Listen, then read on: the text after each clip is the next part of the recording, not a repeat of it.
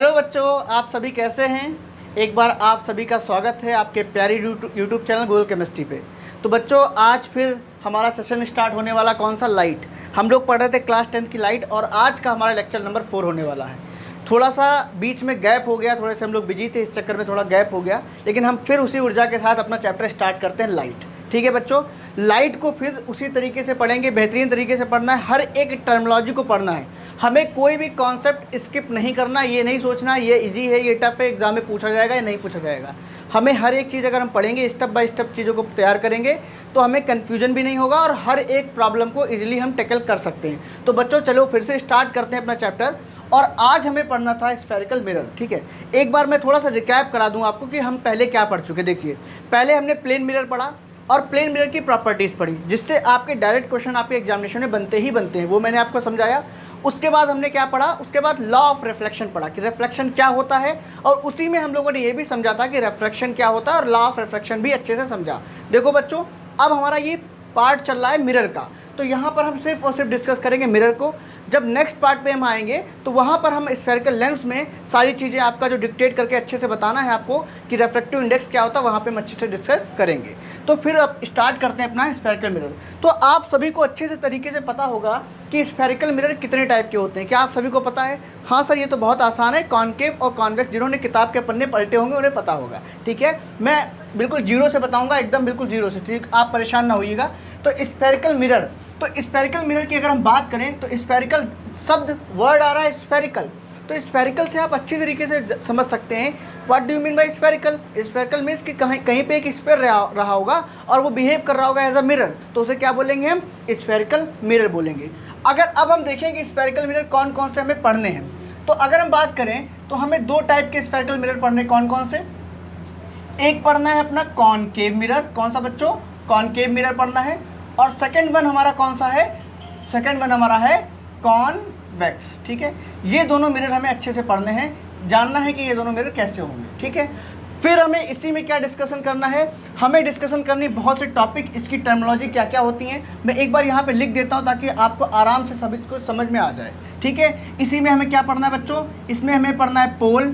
Second चीज़ हमें क्या पढ़नी है, सेकेंड हमें पढ़ना है प्रिंसिपल एक्सिस पढ़ना है कि प्रिंसिपल एक्सिस क्या होता है। डायरेक्ट आपके एग्जाम में पूछा जाता है, कभी कभी इससे रिलेटेड न्यूमेरिकल भी आता है, इसीलिए आपको ये बहुत अच्छी तरीके से क्लियर होना ही चाहिए।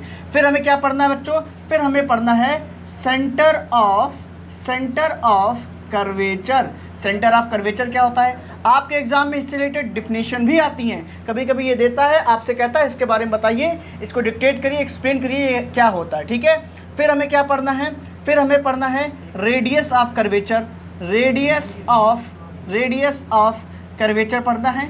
सब कुछ डिस्कस करेंगे वन बाय वन। फिर हमें क्या पढ़ना है बच्चों इसमें, फिर हमें पढ़ना है सबसे इम्पॉर्टेंट हमारा कौन सा टॉपिक है, फोकस। फोकस क्या होता है, और इसे कह सकते हैं फोकस पॉइंट क्या होता है, ये सबसे इम्पॉर्टेंट है।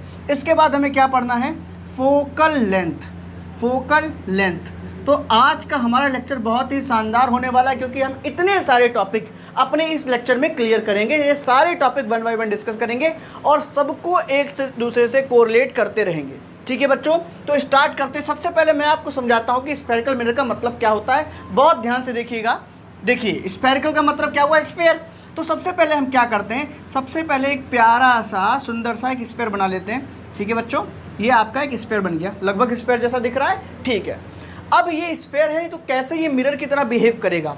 देखो, एक मिरर जो होता है उसकी प्रॉपर्टी क्या होती है, मैंने प्लेन मिरर बताया था, प्लेन मिरर की प्रॉपर्टी क्या होती है, जरा रिकॉल करो, जिन्होंने वीडियो देखी है वो रिकॉल करने की कोशिश करें। प्लेन मिरर की प्रॉपर्टी में एक प्रॉपर्टी आती है कि it has a flat surface, it has flashed one sided polish surface. जो आपका मिरर होता है वो फ्लैट होता है और उसका एक साइड क्या होता है बच्चों, पॉलिश्ड होता है। बिल्कुल ठीक उसी तरह आपके स्फेरिकल के केस में भी एक साइड आपका पॉलिश्ड होगा और एक साइड आपका रिफ्लेक्टिंग होगा। देखिएगा कैसे, ये आपका एक स्फेयर दिख रहा है बच्चों, सभी को दिख रहा होगा। अगर हम क्या करें, अगर हम इसका एक साइड मानते हैं इसको बाहर से, सपोज दैट हमने क्या किया, हम इसे बाहर से क्या कर दें बच्चों, इसे हमने क्या कर दिया पॉलिश। जो ये आपको डैश डैश लाइन बनाई मैंने, ये आपका क्या हुआ बच्चों, इसका मतलब होता है पॉलिश्ड सरफेस। ये सरफेस कैसा है बच्चों, ये सरफेस पॉलिश्ड है। तो एक साइड अगर पॉलिश्ड है तो ये अंदर वाला जो इसका इंटीरियर है ये आपका सरफेस कैसा होगा बच्चों, ये होगा सर रिफ्लेक्टिंग सरफेस। कैसा होगा बच्चों, रिफ्लेक्टिंग सरफेस होगा।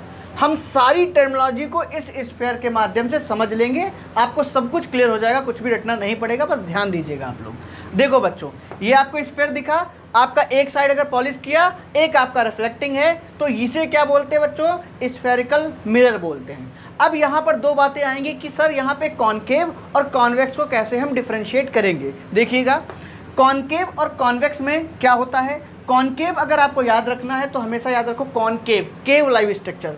तो केव से आपको याद रहेगा जो आपका एक कर्वेचर, हम अगर मान लेते हैं ये वाला पार्ट, हमने क्या किया, इस वाले स्फीयर को यहाँ से कट मार दिया और इसको उठा के कहाँ ले आए बच्चों, यहाँ पे ले आए। अब हम क्या करते हैं, इसका एक आपका सरफेस कैसा है बच्चों, एक सरफेस है पॉलिश सरफेस। ये वाला सरफेस कैसा होगा, ये वाला सरफेस आपने बताया रिफ्लेक्टिंग सरफेस होगा। ठीक है, तो जब इस शेप में आपका कोई सरफेस बनता है तो ये इसे क्या बोलते हैं, हम इसे बोलते हैं कॉनकेव, कॉनकेव मिरर। क्या बोलेंगे हम लोग, कॉनकेव मिरर बोलेंगे। तो यहाँ से आपको क्लियर होगा कि कॉनकेव मिरर कैसे बनता है। अब हम बात करेंगे किसके बारे में, अब हम बात करेंगे कॉन्वेक्स के बारे में। अब हम क्या करते हैं, देखो बच्चों, यहाँ पे हमने क्या किया, एक साइड क्या किया, इसका वन साइड क्या किया, पॉलिश कर दिया। पॉलिश किसकी की जाती है, सिल्वर की पॉलिश की जाती है, जैसे आपके प्लेन मिरर में भी होता है, क्योंकि वो आपका हाईली रिफ्लेक्टिव सरफेस बन जाए। अब यहाँ पे क्या किया, इसमें भी हमने एक साइड इसकी पॉलिश कर दी और ये सामने वाली जो इसके साइड है वो आपकी कैसी होगी, रिफ्लेक्टिंग होगी। अब हमने क्या किया, यहाँ पे भी कट लगा के इस आर्क को बाहर ले आए और आपको कुछ कैसा दिखेगा बच्चों, कुछ इस तरीके का दिखेगा, जिसमें आपकी वन साइड क्या है, वन साइड इसमें आपकी पॉलिश्ड है और ये वाला सरफेस कैसा है, ये वाला सरफेस इसका रिफ्लेक्टिंग सरफेस है। तो यहाँ तक आपको क्लियर है कि रिफ्लेक्टिंग सरफेस कैसा कौन सा होता है और आपका पॉलिश सरफेस कैसा होता है। इस वाले को क्या बोलेंगे सर, इस वाले को बोलेंगे हम कॉन्वेक्स। क्या बोलेंगे, कॉन्वेक्स मिरर। ठीक है बच्चों, कॉन्वेक्स मिरर। तो आप कहीं पे भी कंफ्यूजन आपको हो तो कुछ नहीं करना, आपको एक स्फीयर ड्रा करिए, एक तरफ रिफ्लेक्टिंग सरफेस आप, एक तरफ पॉलिश सरफेस बनाइए और दोनों को अलग अलग कर लीजिए। यहाँ से आपको समझ में आएगा कि कॉनकेव मिरर कौन सा होता है और ये आपको दिख रहा है बिल्कुल, ये आपका कॉन्वेक्स मिरर है। ठीक है, अब हमने दोनों को डिस्कस कर लिया कि कॉन्वेक्स कौन सा होता है, कॉनकेव क्या होता है। अब हम बढ़ते हैं अपने नेक्स्ट टॉपिक की तरफ, पोल, कि पोल क्या होता है, प्रिंसिपल एक्सिस क्या होता है, सेंटर ऑफ कर्वेचर क्या होता है। अब हम वन बाय वन इन सब चीज़ों को डिस्कस करेंगे। देखो, इन सभी चीज़ों को अगर स्फीयर से रिलेट करना जान गए तो आपको कुछ भी रटना नहीं पड़ेगा, ये सारी चीज़ें इसी के अंदर हैं। कैसे अंदर है, देखो, अगर हम बात करते हैं किसी भी स्फीयर की, तो किसी भी स्फीयर में एक पॉइंट होता है। अगर मैं इसे रब कर दूं, किसी भी स्फीयर में सेंटर पॉइंट होता है कि नहीं होता बच्चों, उसे क्या बोलते हैं हम लोग, सेंटर बोलते हैं। हाँ सर, सेंटर बोलते हैं। तो मान लेते हैं इस स्फीयर का सेंटर पॉइंट ये है। ठीक है, जो ये स्फीयर का सेंटर पॉइंट है इसे क्या बोलेंगे हम, इसे बोलेंगे सेंटर ऑफ कर्वेचर। क्या बोलेंगे बच्चों, सेंटर ऑफ कर्वेचर। मतलब किसी भी पूरे स्फीयर का जो सेंटर पॉइंट होता है उसे हम क्या बोलेंगे, उसे बोलेंगे सेंटर ऑफ कर्वेचर। बहुत सिंपल है, इसमें कुछ रटने की जरूरत है नहीं। अब अगर हम बात करें इस वाले का सेंटर ऑफ कर्वेचर कहाँ होगा, तो इस वाले का सेंटर ऑफ कर्वेचर कुछ यहाँ पर होगा और इसके बारे में अगर बात करें तो इस वाले का सेंटर ऑफ कर्वेचर यहाँ पे होगा। सर ये कैसे पता चला, देखो बच्चों, जो आपने आर्क लगा के ये वाला सरफेस बाहर निकाल के यहाँ लाए थे तो इसके लिए सेंटर ऑफ कर्वेचर किधर था, किधर था बच्चों, लेफ्ट साइड में था। और अगर आप इस वाले केस में बात करें, कॉन्वेक्स के केस में बात करें, किसके बच्चों, कॉन्वेक्स के केस में बात करते हैं, तो इस वाले केस में आप देखेंगे जो सेंटर ऑफ कर्वेचर है वो किधर है, वो इसके राइट साइड में है। तो सेंटर ऑफ कर्वेचर से आप क्या समझे, सेंटर ऑफ कर्वेचर से आप ये समझे कि स्फीयर का, स्फेरिकल मिरर का जो भी सेंटर पॉइंट होता है उसे क्या बोलेंगे हम, सेंटर ऑफ कर्वेचर बोलेंगे। मतलब उस आर्क का जो सेंटर होगा। ठीक है, अब हम आगे बढ़ते हैं। अब इसमें बात करेंगे क्या, प्रिंसिपल एक्सिस और पोल की। ठीक है, प्रिंसिपल एक्सिस और पोल की। तो सर प्रिंसिपल एक्सिस और पोल क्या होता है, इसको समझो। सबसे पहले इसको समझने के लिए हमें समझना पड़ेगा पोल क्या होता है। देखो बच्चों, हमने क्या किया, ये वाली आर्क ली है। आर्क का मतलब क्या होता है, किसी भी सरफेस का, किसी भी स्फेरिकल सरफेस का कोई पार्ट अगर हम कट करते हैं तो उसको क्या बोलेंगे हम, पार्टिकुलर आर्क बोलेंगे। हमने कहा, हमने ये एक आर्क ली ये वाली आर्क हमने उठा के कहाँ बना दी, यहाँ पे बना दी। मैंने बताया आपको कैसे आपको समझना है कि कॉनकेव मिरर कौन सा है और कॉन्वेक्स मिरर कौन सा है। आपने आर्क जब यहाँ पे बनाई तो इस वाली आर्क से पर मैंने कहा कोई एक मिड पॉइंट बताओ। इस वाली आर्क पे जो ये लेंथ है इसकी, जो इसकी लेंथ है, हमने कहा इस पर कोई मिड पॉइंट बताओ। तो कहेंगे सर बहुत आसान है, मिड पॉइंट अगर बताना है तो कोई मिड पॉइंट यहाँ पर हम बना देंगे जो इसका बिल्कुल बीचों बीच में पॉइंट होगा। जो इस आर्क का मिड पॉइंट होगा उसी को हम क्या बोलेंगे, उसी को बोलेंगे हम पोल। क्या बोलेंगे बच्चों, पोल बोलेंगे। वो क्या होगा इसके लिए, वो होगा पोल। तो इसकी डिफिनेशन लिखने को अगर आएगी तो कैसे लिखोगे, pole is the mid point of curvature. Curvature of what, curvature of that spherical mirror. ठीक है। अगर इसके केस में हम आपसे पूछे पोल कहाँ है, सेम इसके केस में भी होगा कि आपका ये कॉन्वेक्स मिरर है, इसमें ये आपकी आर्क है और इस आर्क का कोई भी मिड पॉइंट जहाँ पर मिड आए बीचों बीच में, तो वो आपका क्या कहलाएगा बच्चों, वो सर कहलाएगा पोल। तो पोल आपको समझ में आ गया पोल क्या होता है। दो चीज़ें अभी तक आपको क्लियर हुई कि पोल क्या होता है और किसी भी चीज़ सरफेस का सेंटर ऑफ कर्वेचर क्या होता है, यहाँ तक आपको क्लियर है। ठीक है बच्चों। अब हम इसमें फर्दर नेक्स्ट बात करते हैं। देखिए हमने क्या क्या डिस्कस कर लिया, हमने पोल डिस्कस कर लिया, सेंटर ऑफ कर्वेचर डिस्कस कर लिया। अब हम आते हैं अपने नेक्स्ट टॉपिक पे, प्रिंसिपल एक्सिस। आखिर ये प्रिंसिपल एक्सिस क्या होता है। देखो बच्चों, अब प्रिंसिपल एक्सिस थोड़ा सा मैं इसे रब कर देता हूँ ताकि आपको प्रिंसिपल एक्सिस अच्छे से समझ में आए कि प्रिंसिपल एक्सिस क्या होती है। तो प्रिंसिपल एक्सिस काफ़ी बार आपसे एग्जाम में डेफिनेशन भी पूछी गई है, तो आपको बहुत अच्छी तरीके से कॉन्सेप्ट समझने हैं। प्रिंसिपल एक्सिस की अगर डेफिनेशन बताऊं मैं, तो प्रिंसिपल एक्सिस कहते हैं the line joining between the centre of curvature and pole is known as principal axis. और क्या कह सकते हैं, जिस लाइन पर आपके सेंटर ऑफ कर्वेचर और पोल दोनों होते हैं और फोकस भी होता है, तो उसे क्या बोलते हैं, हम उसे बोलते हैं प्रिंसिपल ऑफ एक्सिस। तो प्रिंसिपल ऑफ एक्सिस अगर मैं आपसे पूछूं तो इसमें कहाँ से निकालेंगे आप, तो सर बड़ा आसान है, आपने बताया the line joining the centre of curvature and the pole of a spherical mirror is known as principal axis. तो मतलब ये हुआ, जो लाइन सेंटर ऑफ कर्वेचर और पोल को ज्वाइन करती हो, इसी लाइन को क्या बोलेंगे हम, उसी लाइन को बोलेंगे प्रिंसिपल एक्सिस। क्या बोलेंगे बच्चों, प्रिंसिपल एक्सिस बोलेंगे। अब अगर हम बात करें आपके कॉन्वेक्स मिरर के केस में, तो यहाँ पर आप क्या बता पाएंगे कि प्रिंसिपल एक्सिस कहाँ होगी। बिल्कुल सर बता लेंगे कि प्रिंसिपल एक्सिस क्या होती है। प्रिंसिपल एक्सिस आपने बताया जो सेंटर ऑफ कर्वेचर और पोल को दोनों को आपस में जोड़ती है, उसे हम बोलते हैं प्रिंसिपल ऑफ एक्सिस। ये जो प्रिंसिपल ऑफ एक्सिस होती है, इसी लाइन पर सारी चीज़ें प्रेजेंट होती हैं, इसी रेखा पर आपकी सारी चीज़ें, जितनी भी आपके फोकस पॉइंट है, फोकल लेंथ है, सब कुछ आपका इसी के ऊपर प्रेजेंट रहेगा। अब हम बात करेंगे अपने नेक्स्ट टॉपिक की कि रेडियस ऑफ कर्वेचर क्या होता है। अगर बच्चों मैं आपसे पूछूं रेडियस, तो रेडियस तो सभी लोग जानते होंगे, रेडियस क्या होता है, बताओ बच्चों रेडियस क्या होता है। Sir half of the diameter of the sphere is known as a radius. ठीक है। अगर हम इसके केस में आपसे पूछे रेडियस क्या होगी, सर बहुत आसान है, रेडियस क्या होती है, sir half of the diameter, ये क्या कहलाएगी, ये इसकी होगी रेडियस। अब अगर मैं आपसे पूछूं इसमें आप बताओ रेडियस ऑफ द कर्वेचर, बहुत आसान है sir, half of the distance क्या कहलाती है बच्चों, ये कहलाएगी रेडियस। अब आप कई बच्चों को क्लियर नहीं हो रहा होगा, सर यहाँ पे कुछ अगर डाउट होता है, देखो बच्चों ये हमने क्या कहा, कोई भी आपका अगर स्फेरिकल मिरर होता है, कॉनकेव या कॉन्वेक्स, वो सिर्फ एक आर्क होती है उस पूरे स्फीयर की। अगर इसे हम आगे बढ़ाएंगे, अगर इसको आगे बनाएं फर्दर, तो आपका कुछ इस तरीके से आपको नज़र आएगा, और अगर कुछ इस तरीके से आपको नज़र आएगा तब आपको पूरा स्फीयर दिख रहा है। और इस स्फीयर का डायमीटर की जो हाफ डिस्टेंस होगी उसे हम क्या बोलेंगे बच्चों, उसे बोलेंगे हम रेडियस। तो आपको यहाँ पर ये भी समझ में आया किसी भी कर्वेचर की रेडियस क्या होती है। यहाँ तक क्लियर है सभी को। अब हम नेक्स्ट बात करते हैं। नेक्स्ट बात किसके बारे में होगी, नेक्स्ट बात होगी फोकस पॉइंट और फोकल लेंथ के बारे में।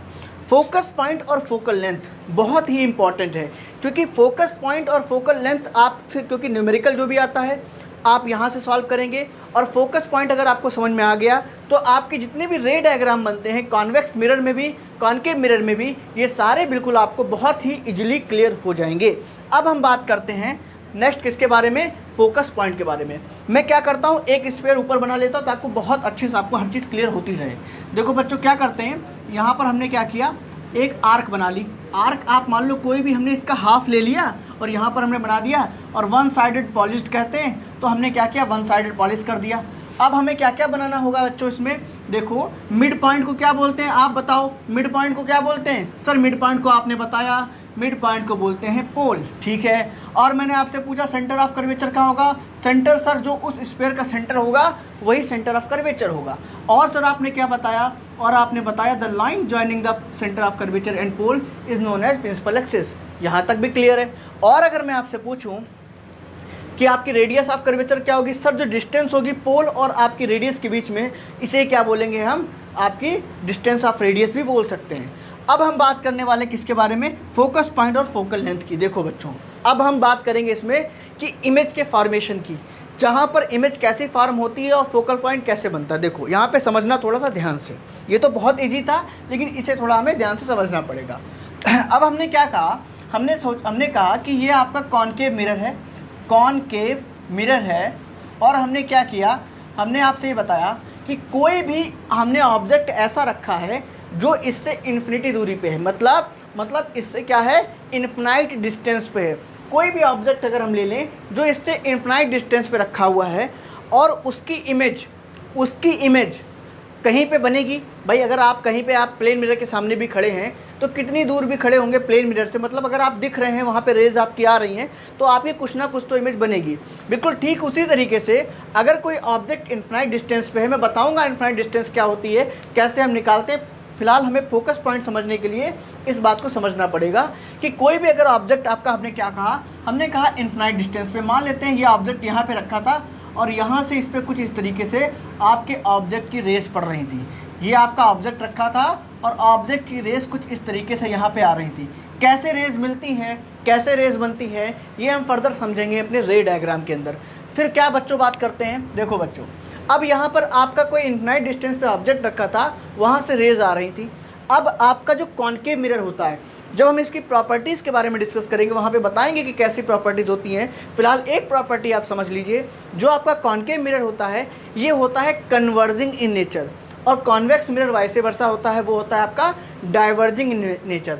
अब सर कन्वर्जिंग का मतलब और डाइवर्जिंग का मतलब क्या है, देखो जो मिरर आपका रेस को कन्वर्ज कर दे, मतलब जो एक पास ला दे। कन्वर्जिंग का मतलब क्या हुआ, जो रेज होती हैं उन रेस को एक पास ला दे तो उसे क्या बोलेंगे, कन्वर्जिंग इन नेचर।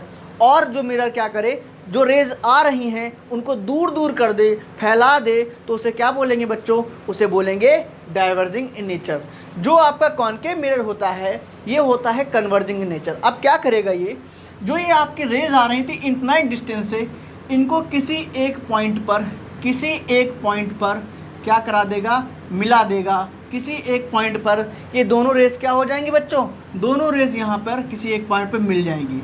और क्या होगा, जो ये पॉइंट होगा जहाँ पर इन्फिनाइट से आने वाली रेस मिलती है, उसी को क्या बोलेंगे हम, उसी को बोलेंगे हम फोकस पॉइंट। क्या बोलेंगे बच्चों, उसी को बोलेंगे हम फोकस पॉइंट। मतलब जब इन्फिनिटी पे कोई ऑब्जेक्ट होता है और वहाँ से आने वाली रेज किसी एक पॉइंट पर कन्वर्ज होकर किसी एक इमेज को बनाती हैं, उसी पॉइंट को हम बोलते हैं फोकस पॉइंट। इसके रिगार्डिंग जितने भी नोट्स हैं वो आपको डिस्क्रिप्शन बॉक्स में मिल जाएंगे, तो आप बिल्कुल बेफिक्र रहिएगा। क्या होता है फोकल लेंथ, आप कैसे लिखेंगे, फोकल लेंथ क्या होता है, डिस्टेंस बिटवीन पोल, जो आपका P लिखा है, P का मतलब क्या हो, पोल, एंड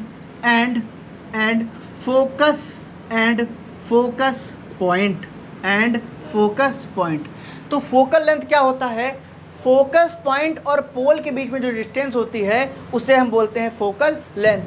तो अगर आपको इस डायग्राम में दिखाना हो कि फोकल लेंथ क्या होती है, कैसे दिखाओगे, तो यहाँ पर जो आपका distance between the pole and focus point के बीच में जो दूरी है, इसे क्या बोलेंगे बच्चों, इसको बोलेंगे हम फोकल लेंथ। तो हमने क्या क्या पढ़ा, हमने पोल पढ़ा, प्रिंसिपल एक्सिस पढ़ी, सेंटर ऑफ कर्वेचर पढ़ा, रेडियस ऑफ कर्वेचर पढ़ा, फोकस पॉइंट पढ़ा और फोकल लेंथ पढ़ा। जल्दी से एक बार इसका रिवीजन कर लेते हैं वन बाय वन। देखो मैंने आपको बताया कॉनकेव मिरर, कॉन्वेक्स मिरर क्या क्या होते हैं, आपने ध्यान दिया यहाँ पे कॉनकेव मिरर जो होता है आपका बैक साइड से पॉलिश होता है और कॉन्वेक्स मिरर आपका ऐसे पॉलिश होता है, दोनों को मैंने निकाल के आपको बताया। उसके बाद क्या करते हैं, पोल क्या होता है, pole is the mid point of the curvature, किसी भी आर्क या कर्वेचर का जो मिड पॉइंट होता है उसे क्या बोलते हैं हमें, पोल। ये आपका कर्वेचर था, इसका मिड पॉइंट ये होगा तो इसे क्या बोलेंगे, हम पोल बोलेंगे। उसके बाद हमने बताया आपको प्रिंसिपल एक्सिस। प्रिंसिपल एक्सिस क्या होता है बच्चों, प्रिंसिपल एक्सिस होता है the line joining between the centre of curvature and the pole. जो लाइन सेंटर ऑफ कर्वेचर और पोल, या जिस लाइन पर सेंटर ऑफ कर्वेचर और पोल हो उसी लाइन को क्या बोलेंगे, हम प्रिंसिपल एक्सिस बोलेंगे। और इसी प्रिंसिपल एक्सिस पे आपका फोकस पॉइंट भी प्रेजेंट रहता है। उसके बाद मैंने क्या बताया, रेडियस ऑफ कर्वेचर बहुत ईजी है। किसी भी स्फेरिकल मिरर का जो रेडियस होता है, मतलब half of the diameter is known as the radius of the curvature या radius of the spherical mirror. ठीक है। फोकस पॉइंट क्या होता है, focus point is the point where all the rays coming from the all the incident rays converges is known as the focus point। जहाँ पर ये जो रेज आती हैं उन रेज को क्या बोलते हैं, मैं एक बार फिर बता देता हूँ। जो रेज आती हैं उन्हें क्या बोलते हैं, उनको बोलते हैं हमें इंसिडेंट रेज। और यहाँ से जो रिफ्लेक्ट बैक होती है इन्हें क्या बोलते हैं, रेफ्लेक्टेड रेज। क्या बोलते हैं, रेफ्लेक्टेड रेज। ये सारी बातें हम करेंगे नेक्स्ट भी, कब करेंगे, ये सारी बातें हम जब रे डायग्राम पढ़ेंगे तो उसमें 1 बाय 1 डिस्कस करेंगे। फिर वहाँ पे आपका क्या होता है, फोकल लेंथ बताया मैंने। फोकल लेंथ क्या होता है, the distance between that focus point and the pole is known as focal length.